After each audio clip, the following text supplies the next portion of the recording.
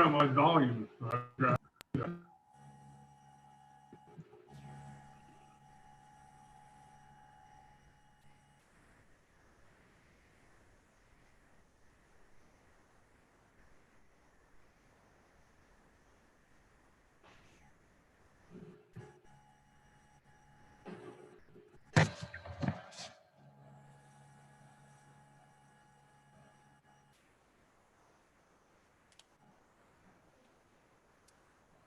Testing. Can you guys hear us now?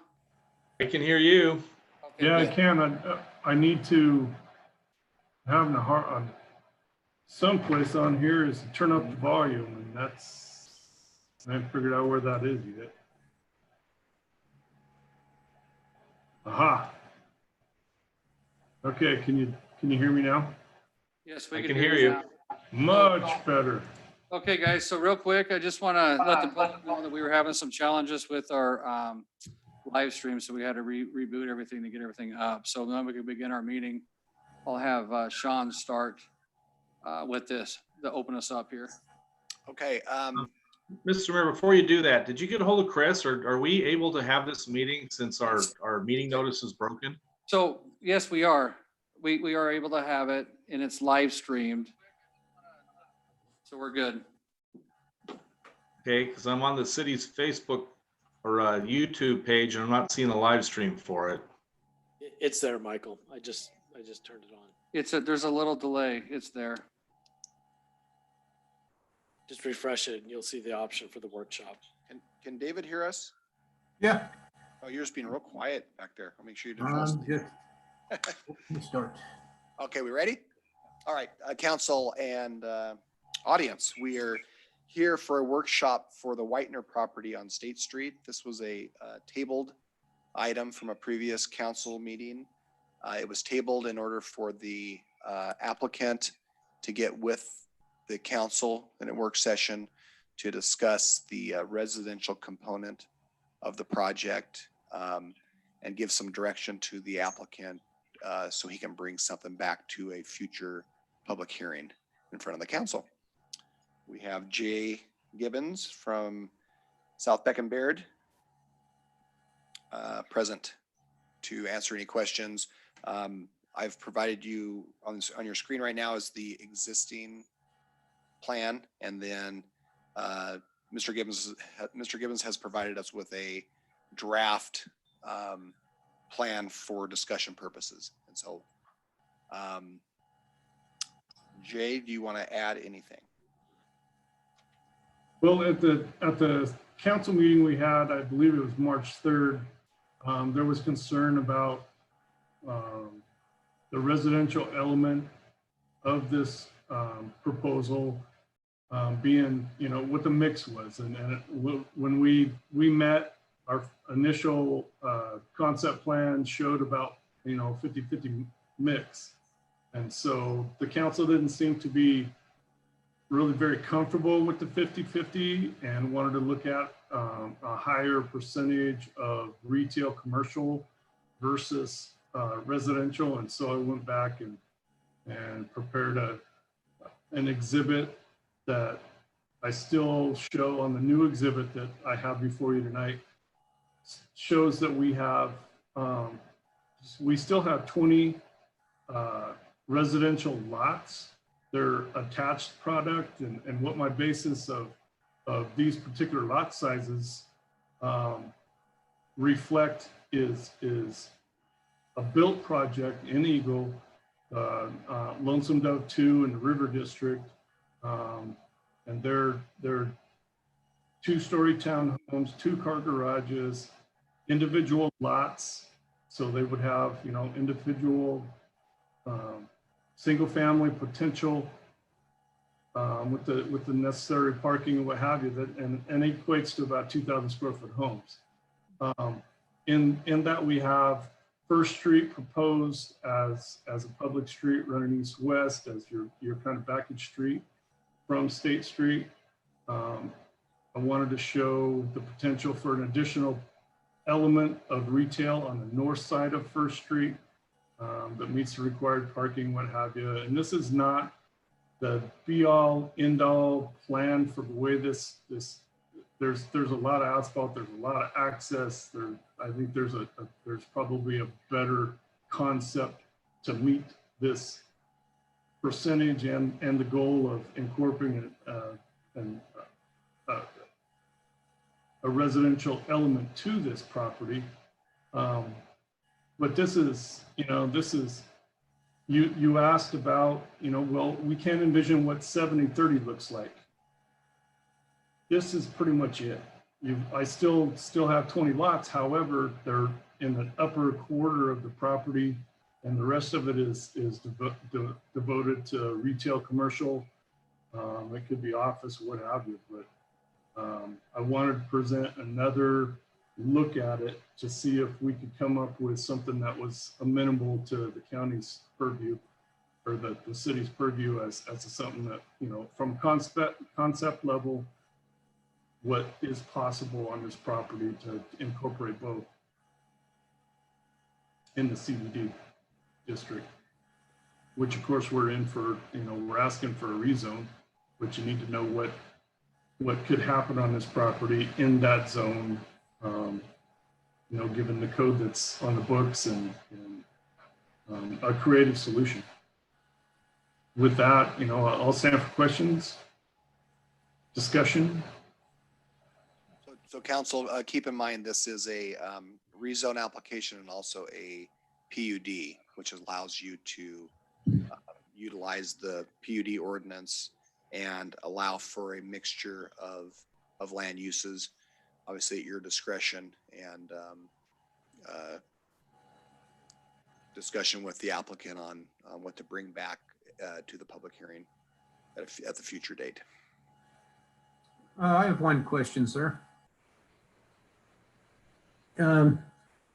Maybe it's the screen. I'm having a hard time seeing a little bit, but you got the 20 houses, and you said those are going to be around 2,000 square feet. Correct. That's it. I was trying to see. You got the private road going around it, and I know I'm pointing, and that's ridiculous because you can't see it. No, fine.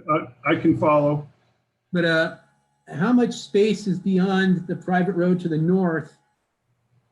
Okay, 12,000 square. Okay, thank you. Right, and it's about 25, 30 feet from the edge of the private road to the property line. Allows us to a good buffer, or a usable open space.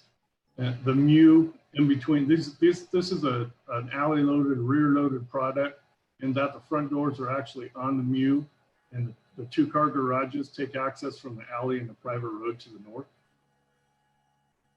Thank you very much. Just a reminder for the council is we can't, it's not really a negotiation or discussion like that. It's just more of what do you want to see on this to give them some direction for our future council meeting. I was just trying to get myself a visual. No, that's okay. I forgot to point that out, and I want to make sure that was out there. And then Jay, you had mentioned to me that this same product is located where? Something similar? It's Lonesome Dove 2, which is in the River District. In Eagle, it's north of the river. It's between the river and the bypass, out where Lonesome Dove Ranch used to be. It's just Also Winding Creek, also in Eagle. Is it similar? Yeah, I can't remember the street names. So there's a crossroad that enters into Eagle that comes around from bypass up to the north to City Hall. That particular signalized intersection, there's a Starbucks right in the corner. This is just to the south and west of that. Well, Lonesome Dove is. And it's a product that's, they finished the last phase in January, and it's full. It's built out, and it's a very popular product type. Now, I'm not saying this is the best product, and that's exactly what it's going to be built. And in your council meeting earlier tonight, I heard discussion about, the concern with you get a development project, the proposal that speaks to, a commercial piece, a mixed use proposition. You've got retail and commercial on it, and a portion that's the single family. And they always want to build the residential part first and then wait for whatever reason, you know, for whoever to come to build a retail. Well, this is just the opposite. My property owner and developer, he's not interested in necessarily building the single family portion of this. He wants to build the commercial and retail piece and potentially sell the residential portion to somebody that specializes in residential development. So, you know, you're going to see commercial before you see residential on this particular project. So, council, I guess when you give advice or guidance to the applicant, you could, you know, have him provide elevations for those residential units as part of that resubmittal. You could have him come up with some preconditions on maybe some timing that would allow that commercial to be built prior, like maybe 50% before the residential, 75% before the residential, something like that. Those are all things within your realm of the PUD process. I think what he's looking for is just guidance on, is this something that he should pursue and bring back he's obviously going to need to meet with fire district, figure out fire access, you know, tweak this. I think this was his first stab at this, but I think it's something, and I think he admitted that it can be cleaned up a bit. I think you need to give him direction on it, so we're not wasting everybody's time, including his and definitely ours.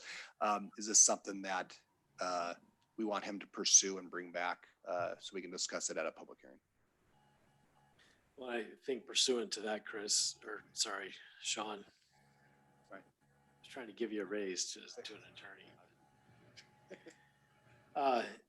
You know, in the hearing, I remember the discussion was, well, what do you want to see? And it was like, well, no, bring it back and tell us what does it potentially look like? What are the ideas? And I think you've done it here, Jay, at least for me. I really appreciate, you know, the seeing a different view of what does 70-30 look like. And so I like it. The couple of the thoughts that I had on as far as the residential goes is I'd want to make sure that we see these buildings come with exterior finishes that are durable and worthy of a CBD location. And that may not be the standard, you know, siding that's painted. Maybe it's something more with brick and stone, and you know, again, something that matches that kind of that downtown feel. And I know we're not here to negotiate, but just saying that's kind of what I'm looking for here. You know, that's very helpful because I can bring, you know, photos of the built project that you know we would model after, and it's quite an interesting. I mean, it has roof lines, it has heavy timbers, it has colors, it has stone, it has siding. It, you know, it's a mix and match that really is an attractive product. So it really sets off everything. That's great. And yeah, I think that falls in line with where my mind is at. You know, these downtown places need to be attractive. And well, you know, my vision is 75 or 100 years from now, are these places still places that people want to buy and remodel and make sure they last another 100 years?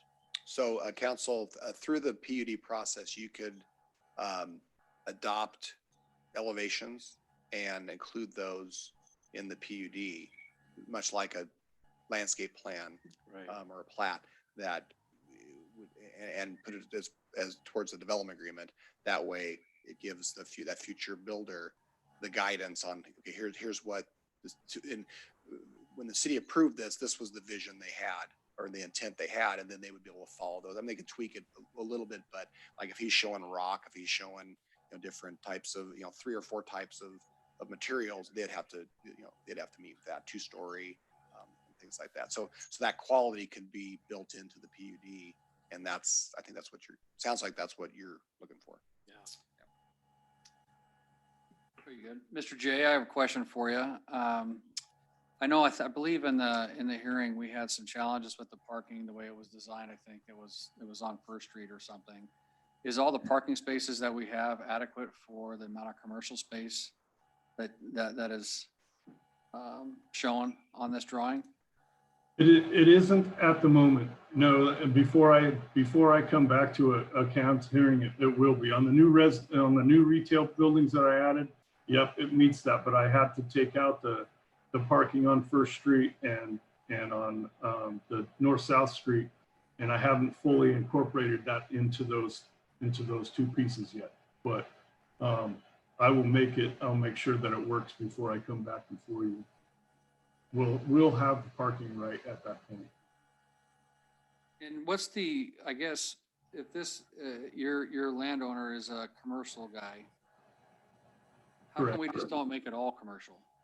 I guess, because I am of the opinion that any commercial that we have, even if it sits for a while, is better sitting commercial than going in residential and never being able to come back to commercial in the future.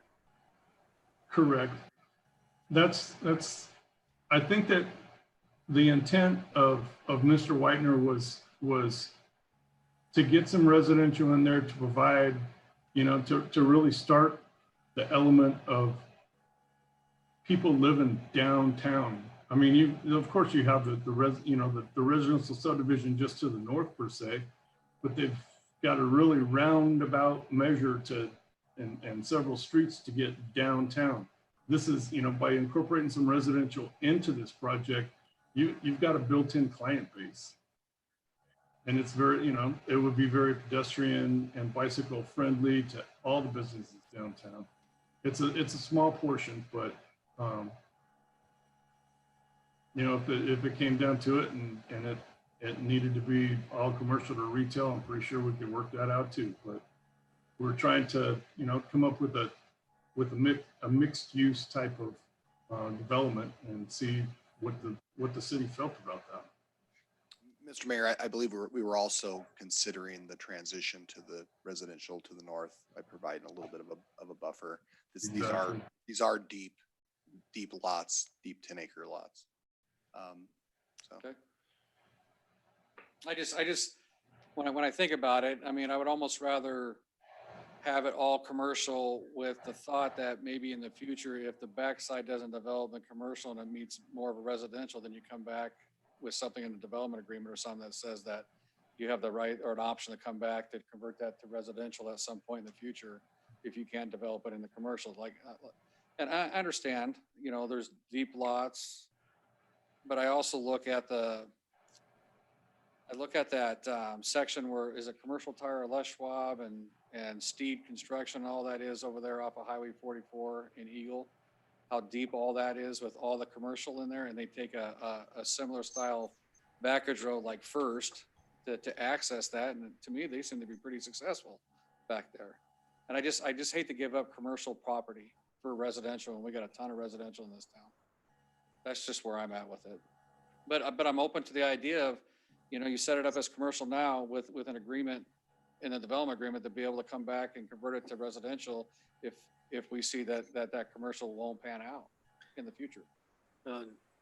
Right. I think that the concern, so Mr. Widener's concern is that he sees, the retail commercial element that's fronting State Street as being heads and tails above the viability of, he's really concerned with anything north of First Street or the backage road as being, a good idea. It may come to pass to be the best thing since sliced bread, but it's hard to envision at the moment. It is hard to envision at the moment, and we're hoping with that traffic study that we're able to get that light at Seneca Springs, which opens that up completely even more, right? For more opportunities of getting traffic in and out of that pretty easy. Well, just traffic in general in downtown Star, you've got to get it changed from just being the rural state highway that ITD views it as, because it's becoming an urban arterial, and that's heads and tails of difference between a rural highway. Main Street and, just, and what the city envisions. I think that's the problem valley-wide. You've got so many, and you hate to build a bypass because then that kills the downtown. That's, you want that traffic through downtown, but the city kind of needs jurisdiction over what happens on that. Right. And I think we're making some headway there. And, It sounds like it, and I appreciate that too. Mr. our Mayor? plan calls for, Hang on, Councilman Keys, Councilman Nielsen speaking. so the plan calls for housing at the fringe. It says that it may put housing at the fringes of our CBD, and this is the fringes of our CBD. So normally I would fall, real heavy on the side of where you're at, Mayor Chadwick, because I do want that commercial element, and I do want that primarily. But I like the transitional element to the neighborhood. I think that the folks who live over there would appreciate that. At least I'm putting myself in that situation. If I lived there, I think I would appreciate that. So I'll state it that way. And I think it is consistent with our plan to do it like this. So I'm probably less adamant about that being 100% commercial there. Now, having said that, taking First Street through there, I mean, we're putting a street right next to it. So I think that the potential to do all commercial does exist there, especially if we get those lights in. And it probably isn't that frontage commercial that is attracting people just off the street, but it's probably, small offices and dance studios and things like that people will go to, not because they're driving by, but for other reasons. It's got lots of potential. Yep. Councilman Keys? Yeah, so I've been kind of quiet, just kind of noodling on this here, but so I have a couple thoughts. First of all, thank you for bringing a project that brings that 70-30 balance that I think that we are looking for. I know that we just recently had a townhouse project built here in Pinewood Lakes that was well executed and seems to be accepted very nicely by the neighborhood.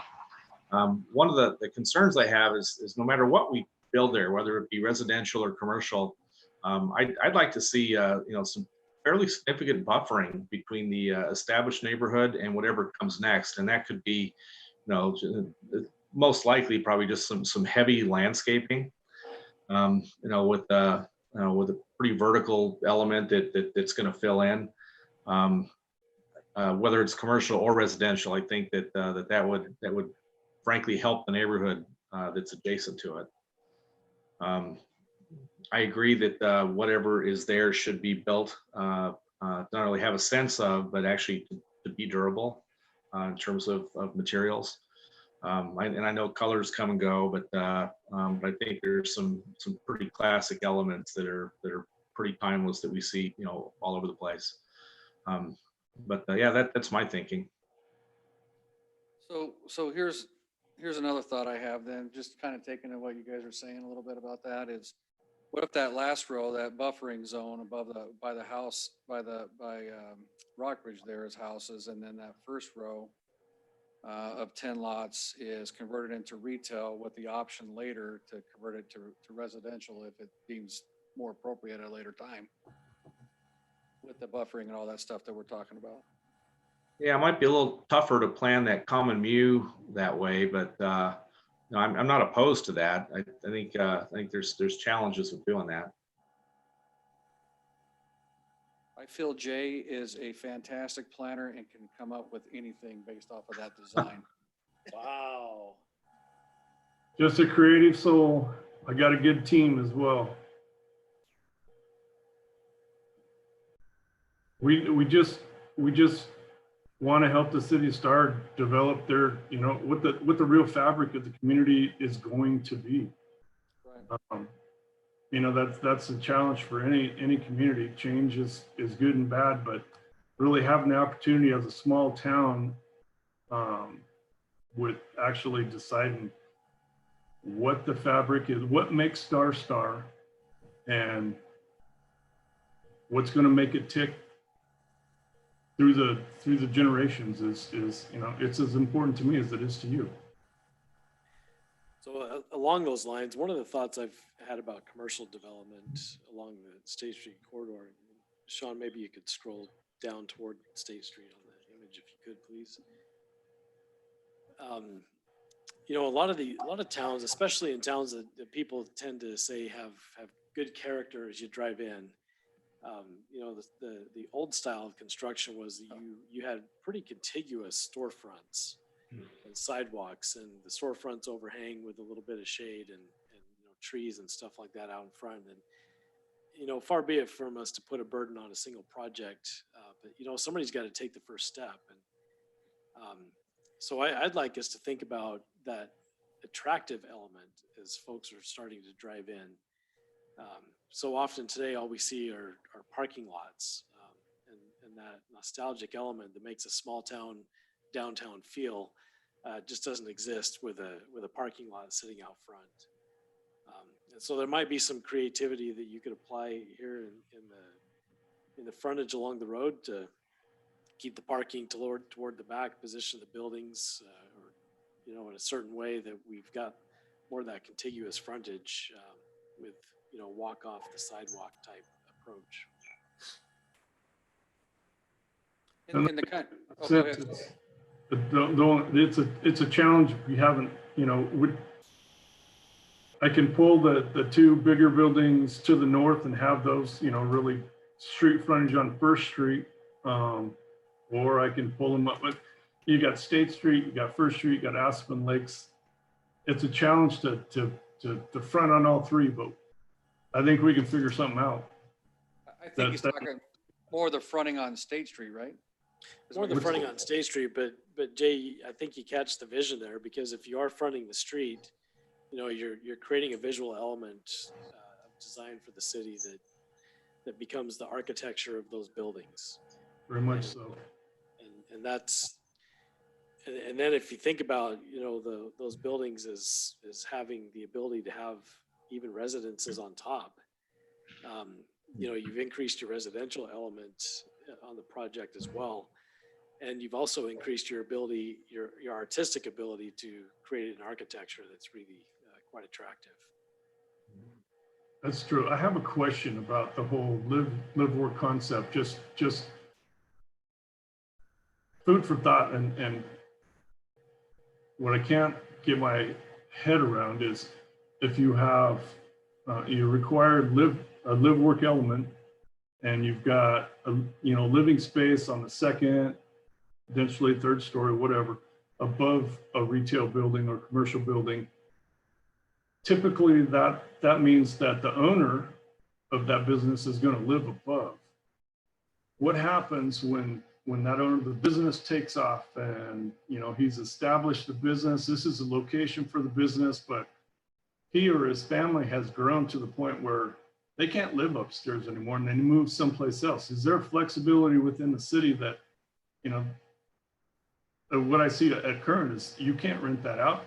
If they want to move, say, directly north into Stonebridge and buy a single family home, now they've got an issue with the city because the owner no longer lives above the retail. How does that work long term? I don't think we've precluded from renting those out. I don't think we have anything in the code that makes it so they can't rent them out. Yeah, Mr. Who are you? You're the mayor and council. Yeah, we just adopted our new standards for the live work, and I tried to make them as flexible as possible. Some cities do require you to have an access from downstairs upstairs, and you have to own both of them. Basically, you have to, and that, I think that does exactly what Jay's talking about. It limits you on, you know, a certain buyer to sell your house, and they have the ability to rent that out, or, you know, you can even condoize them. Condo might not be a Because bad I think our intent is just have that retail downstairs, and then allow that residential upstairs. Yep. So it might not be a pure live work concept. Somebody lives there. I mean, And somebody works there. It could. Yeah. It I mean, I potentially live- could and probably not. I live in downtown Eagle in a mixed use development that I designed that has a barber shop and the Chamber of Commerce downstairs, and then I live upstairs. There's no access between the two, Right. and it's still considered a live work design.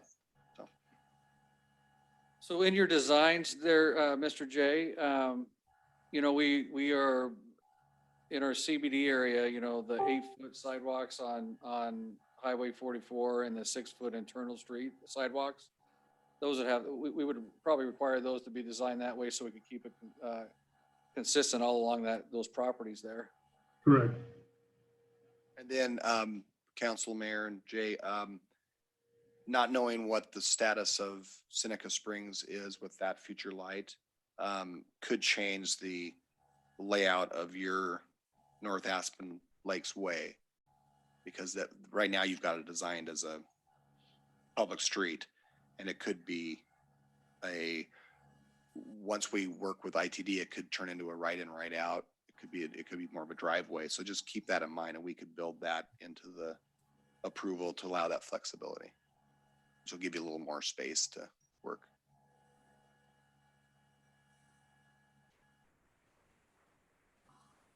Are you saying then that there could be parking?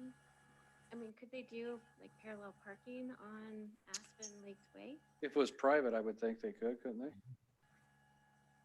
Or would, will the ACHD not allow it? Well, if it's a private street, yeah, you can incorporate that. Yeah. But on the commercial entrance piece, could it be, you know, a narrower, it's still that 36 feet wide, but maybe there's some on-street parking? Yeah. And so then you could take, if needed, take away some of that parking space and do more fronted, like the building frontage along State Street.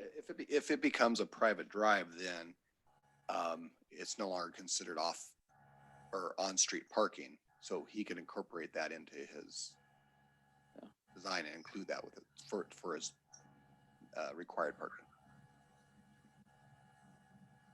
And council, please remember that this is a concept.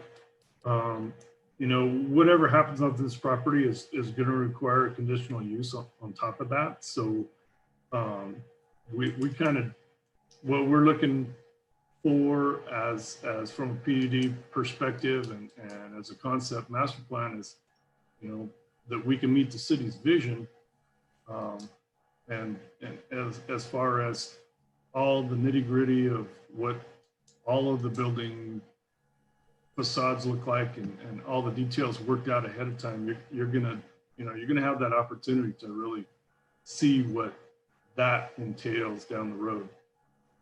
We need to know what we're designing to, the standards and elements that the city's looking for before, you know, so we can actually take it from a concept to a real building project. And I guess why I bring that point up about like the parking, some ulterior methods of parking than what we would normally look at is, you know, this kind of, it could be a blank slate and can be as creative as you want with it. You know, so. just a thought. Set the bar high for the rest of the developers who want to come into our CBD.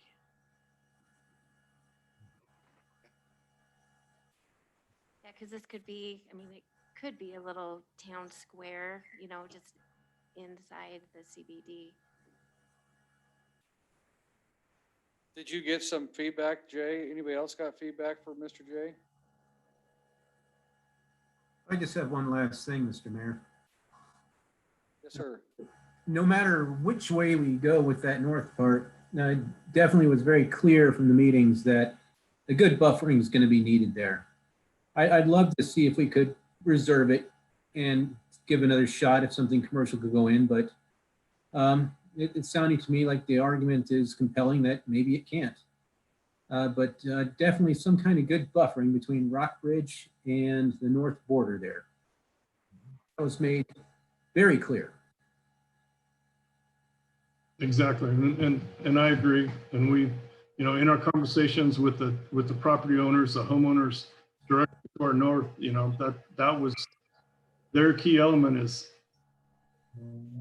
in favor of what we're trying to do, as long as, you know, we create a buffer to them and not really impact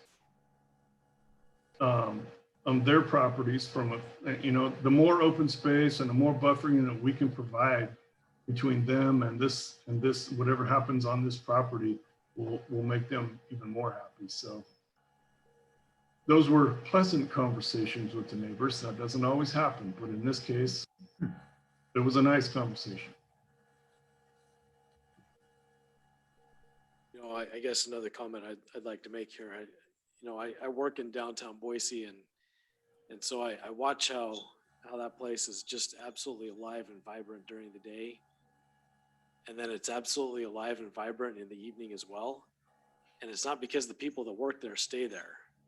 It's because there are people who live there as well. And so I like the concept of, Trevor, are you throwing stuff at me now? I'm sorry, I dropped my mouse. I like the concept of having the live work element, you know, whether it's above the buildings or just a little bit there in the back. I think it helps us to make sure that our commercial space that we're requiring to come into our downtown area is viable and is viable as soon as possible. Because the residential element is there's always going to be demand for it. And if we've got some residences there, then I think that helps drive for our commercial. So that combination, there's a delicate balance, I think. But hopefully we've given you some feedback that gives you a lot of artistic freedom and as well as some architectural, you know, direction for what this could turn into. Well, I appreciate your time and your comments and input and definitely, you know, it all works. I'll come back whenever you schedule me. I'll go back to the drawing board with my group and, you know, we'll come up with a plan that really, I think, will better present itself than just what is shown at the moment. This was a quickie sketch. The date on it's 3/16 because we were going to have the next workshop was going to be like the 17th. So I really haven't worked on it since then. Even though everybody else seems to be a little bit slow, our office has been slammed clear through this whole slowdown period. It's affected a lot of elements of the community, but not the design and planning portion of it apparently, which is good for us. I'm not complaining. Just one final thing real quick, Sean. Is that First Street going to be wide enough for the type of road it's going to be? We'll need to check to make sure. I need to get with ACHD and now that we're moving forward with the traffic study with a good possibility of Seneca being a reality, the light, just to make sure that is wide enough to accommodate the collector status, or not a status, but a collector type of because it would be moving traffic from Taurus to Seneca to that light. Okay. I just in my closing comments, I think that, you know, if we can have the developer establish this concept plan through the PUD process, there's a chance that someone with more vision than all of us could come in and buy this entire property, understanding that there's a small residential element, there's this commercial, and really redesign it to be something that's a little more like maybe a gathering place, gazebo, roundabout, something in the middle, and really make this whole property, you know, something that pops. And I think that if we have something in the development agreement that kind of establishes a concept plan, that someone could do that. So I think we're on the right. I think we're giving him the right ammunition to come back and hopefully move forward with that. Okay. Anything else from anybody? Sorry, I wasn't speaking into my microphone. Thanks, Jay. We'll That's it, yeah. assuming you're going to be quick, so we'll get you on a future agenda here as soon as we can and move forward. I appreciate that. Thank you. All right. Thank you. Thank you, guys. Thanks. Thanks for Have waiting. a good night. See ya. All right, you too.